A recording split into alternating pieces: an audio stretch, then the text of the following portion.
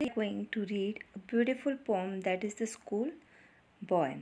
Now, before starting the poem, let me tell you something about the theme of the poem.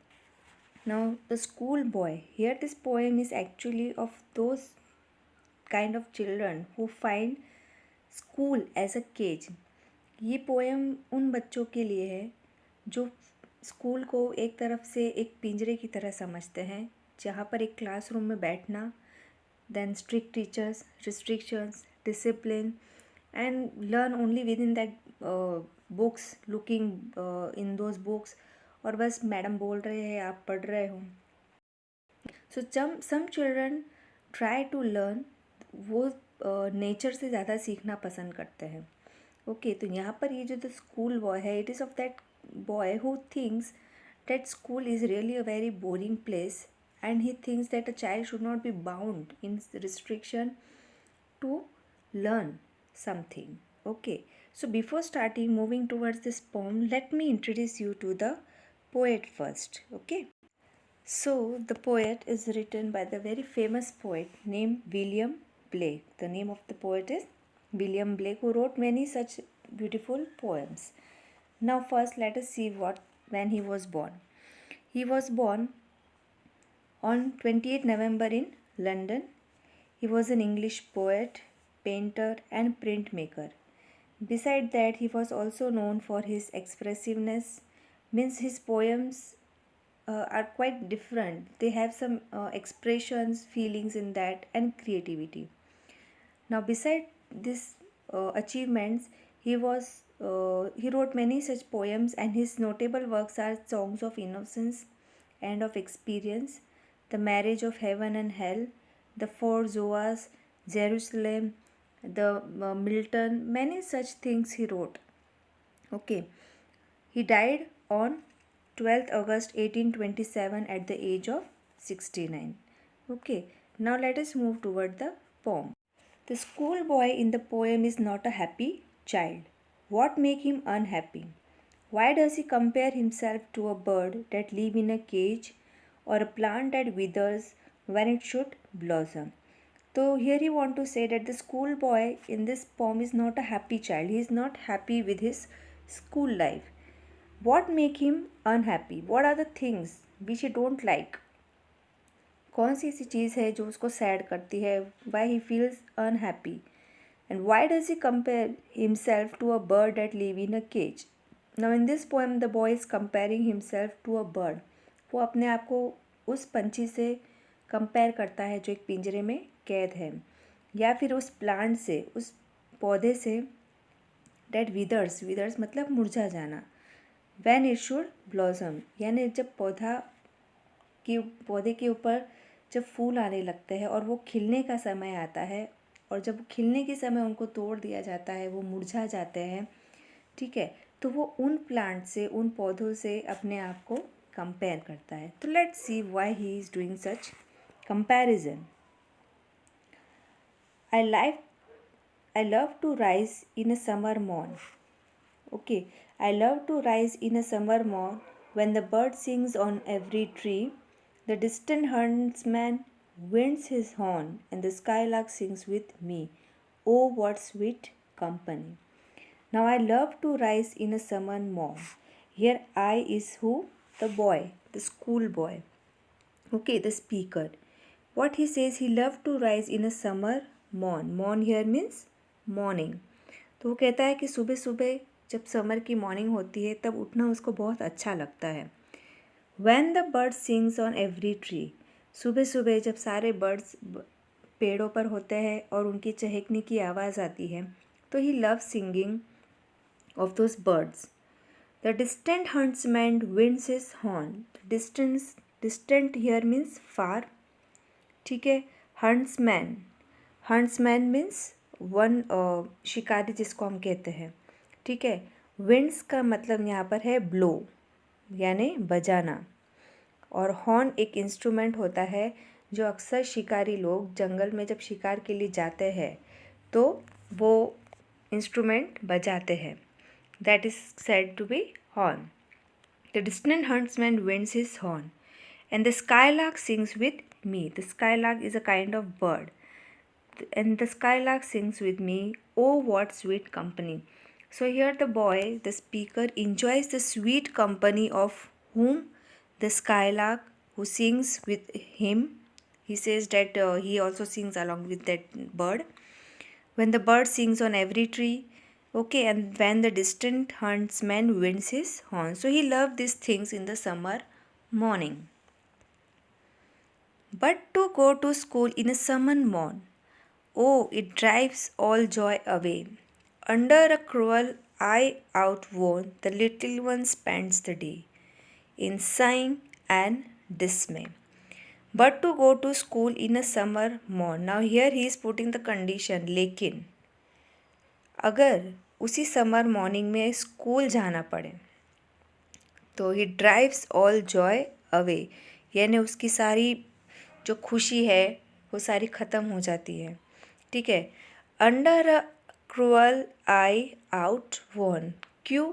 क्योंकि जब वो यहाँ पर cruel eye is the tired eyes, okay, and here outworn means tired, and cruel eye किसको कहा गया है? Strict supervision of teachers, यानी उसको जब स्ट्रिक्ट टीचर्स की सुपरविजन में रहना पड़ता है, क्लास में बस मैडम पढ़ा रही है और उसको सुनना है, ना इधर उधर देखना है, ना बोलना है, ओके. तो जब इतनी स्ट्रिक्ट रिस्ट्रिक्शन में, डिसिप्लिन में उसको रहना पड़ता है तो he feels very tired, okay. Here outworn means tired. तो वो अपने आपको बहुत बोर और टायर्ड, थका हुआ फील करता है. उसकी सारी एनर्जी, जैसे कि वो एनर्जी लेस हो जाता है. ड्राइव्स और ऑल जॉय अवे, यानी उसकी सारी खुशी है, एक्साइटमेंट है, वो सब ख़त्म हो जाती है. The little ones, here little ones means school children, okay.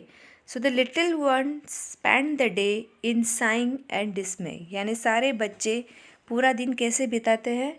In sighing. Sighing here means boredom, बहुत ही बोरिंग, ठीक है. And dismay here means sadness. तो वो अपना दिन कैसे बिताते हैं? जैसे कि बहुत बोर हो गए हो, बहुत थक गए हो और बहुत उदास हो जाते हैं. जब वो इतने स्ट्रिक्ट रिस्ट्रिक्शन में, इतने स्ट्रिक्ट डिसिप्लिन में क्लासरूम में बैठकर पढ़ते हैं और उन स्ट्रिक्ट टीचर्स की नज़रों के सामने रहना पड़ता है, तो they feel it very boring and they don't enjoy learning and studying in the class. So here he is saying that he is utterly tired with this thing. Then at times I drooping sit. Then at times I drooping sit and spend many an anxious hour. Nor in my book can I take delight, nor sit in learning's bore, worn through with the dreary. Then at times I drooping sit.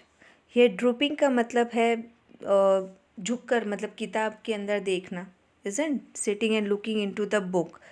The drooping here means sitting boringly, looking into the book, and spend many an anxious hour. Anxious here means nervous, sad, ठीक है, nervous होना.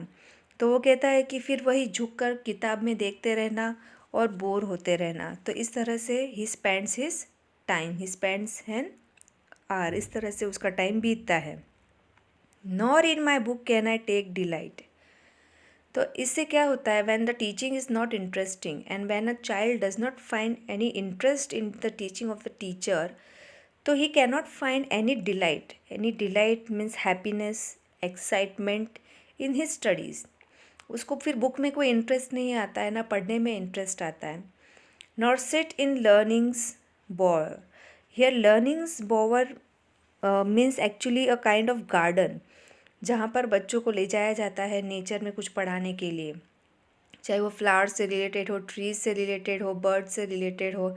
तो बच्चों को nature में ले जाया जाता है पढ़ाने के लिए. So that is called as learning's bore. So he finds interest neither in book nor in learning's bore. Worn through, here worn again means tired. With the dreary shower, here dreary again means boring, और shower here means boring lectures. Okay, तो वो किससे थक जाता है? when the teacher is constantly giving the lectures and he is fed up of the continuous lectures of the teacher. So he is not finding delight nor happiness in the classroom nor in a garden's teaching. Now here in this stanza, he is comparing himself. Okay, the boy is comparing himself to a bird. So how can the bird that is born for joy sit in cage and sing? Now यहाँ पर उस बच्चे का ये कहना है कि जो पंछी खुले आसमान में उड़ने के लिए हुआ है तो उसको पिंजरे में कैद करेंगे और उसको कहेंगे कि तुम गाना गाओ, तो could he sing, could that bird sing? No, वो उदास हो जाता है, उसकी आज़ादी छीन ली जाती है, जो उसका राइट है वो उसको नहीं दिया जा रहा है, तो ही कुड नॉट सिंग। गाने के लिए उसको वो आज़ादी देनी पड़ती है, तभी वो चहकेगा। तो how can the bird that is born for joy sit in a cage and sing? So here now in next line he is comparing himself to that. How can a child when fears annoy and droop his tender wing and forgot his youthful spring? So here the poet is saying that how can a child with a burden of fear, okay, could मतलब कैसे वो अपने आप को develop करेगा? तो एक बच्चा है वो अपने मेंटल डेवलपमेंट कैसे कर सकता है? So in this there is a comparison of a child with a bird. Droop his tender wing, यहाँ पर ड्रूप का मतलब है झुक जाना और यहाँ पर है टेंडर मीन्स सॉफ्ट. ठीक है, तो how can a child when fears annoy, अगर वो डर के माहौल में रहेगा तो वो कैसे पढ़ेगा, कैसे पनपेगा? And forget his youthful spring, यानी फिर वो उसका जो खिलने का समय है तो वो तो नहीं खिल पाएगा. इसका मतलब ये कि एक बच्चे की ओवरऑल डेवलपमेंट नहीं हो पाएगी. He will not able to learn anything from the class. तो here he want to say कि एक बच्चा है तो not only bookish knowledge along with that academic knowledge भी बहुत ज़रूरी है. सिर्फ बच्चों को बुक से पढ़ाना ऐसा नहीं है, उनको खेल कूद भी ज़रूरी है. ठीक है, प्रैक्टिकली उनको कोई चीज़ सिखानी है, जैसे हम साइंस में प्रैक्टिकल करके सीखते हैं. क्लियर, ड्राइंग, आर्ट, ये सारे पीरियड्स भी होने चाहिए, तो वो बच्चा इंटरेस्ट लेकर पढ़ाई करेगा, स्कूल में भी इंटरेस्ट लेगा. So and forgot his youthful spring. O father and mother, if birds are nipped. Now in this stanza, the speaker is talking to his parents. He is complaining his parents that, O father and mother, if birds are nipped and the blossoms blown away, and if the tender plants are stripped of their joy in the springing day by sorrow and care's dismay, how shall the summer arise in joy or the summer fruits appear? तो here he is saying that if birds are nipped, birds आपको पता है, birds मतलब जो कली खिलती है फूलों की, अगर उन कलियों को आप खिलने से पहले ही निप्ड का मतलब है तोड़ दोगे. ठीक है, and blossoms blown away, blossoms here means flowers. ठीक है, और उन फूलों को आप तोड़ दोगे खिलने से पहले ही. And if the tender plants are stripped, and if the tender here means again soft, अगर नाजुक पौधों को आप तोड़ दोगे, खिलने नहीं दोगे properly, of their joy in the springing day, जब उनका खिलने का समय है उस समय आप उनको मुरझा दोगे, by sorrow and cares dismay. ठीक है, means when they are deprived of their joy, यानी अगर वो उदास रहेंगे, सैड रहेंगे, उनको खिलने नहीं दिया जाएगा तो वो मुरझा जाएंगे. And cares dismay, dismay here means again sad, sorrow. तो here the boy want to say कि जिस तरह से एक कली को अगर आप खिलने से पहले तोड़ दोगे, एक पौधे को आप पूरा बड़ा ट्री होने से पहले ही मुरझाने दोगे, खिलने नहीं दोगे प्रॉपरली, उसको जो ज़रूरत है वो नहीं दोगे, तो वो आगे कैसे डेवलप होगा, है ना? How could a plant develop into a tree, how could a bird develop into a blossom, into a flower. ठीक है, उसके लिए किसकी ज़रूरत पड़ती है? केयर की। उसको जिस चीज़ की ज़रूरत है, उसी तरह से बच्चे होते हैं, उनको हर तरह की चीज़ की ज़रूरत होती है। केयर भी, प्रॉपर अटेंशन, थोड़ा बहुत डिसिप्लिन भी होना चाहिए, लेकिन साथ साथ इतना भी नहीं कि वो अपना फिज़िकल और मेंटल डेवलपमेंट नहीं कर पाए। ओके, यानी कि बुकिश नॉलेज के साथ साथ प्रैक्टिकल नॉलेज भी बहुत ज़रूरी है। कुछ बच्चे खेल के कूद में सीख जाते हैं, ज़रूरी नहीं वो पढ़ने में होशियार हो। He must be good in academic parts, in sports, कोई क्रिकेट में, somebody in game, somebody in drawing, someone in arts. So each and every child has different kind of creativity, different kind of अपने आप में एक अलग ही खासियत होती है हर बच्चे की।